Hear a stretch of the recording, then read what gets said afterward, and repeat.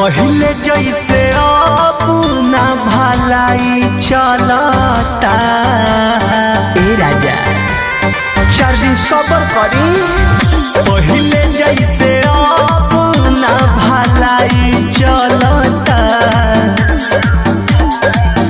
तनी हट के सूती देहिया के दवाई चलता। जवन जही सैया ओही के दवाई चलता। तनिको न सैया ढीला हाई चलता। मान जाए ना।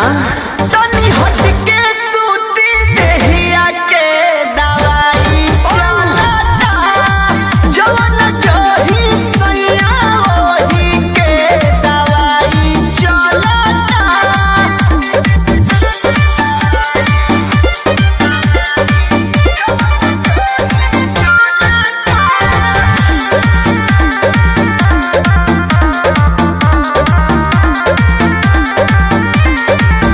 से जब रहे जकारा देह से नायंगे जकारा।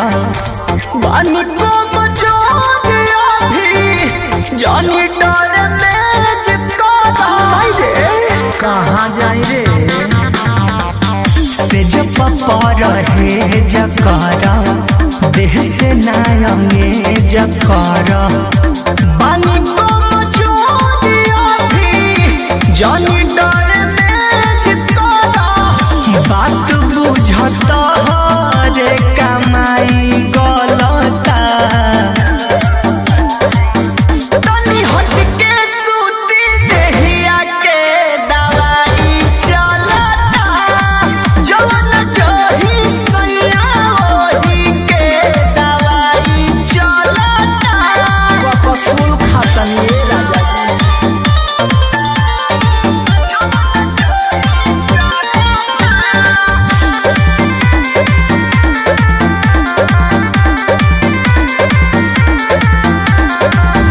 सट जानी जरिया हो खींच जानी सड़िया हो।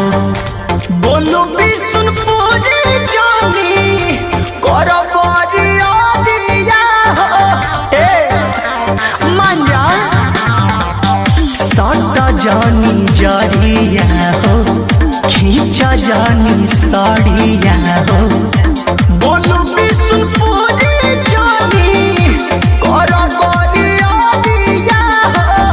सकती सोना मन में तहरा कथी पलता। बताब। तनी हट के सूती देहिया के दवाई चलता। जवन जही सैया ओही के दवाई चलता। तहार एक्शन रिएक्शन कर दी।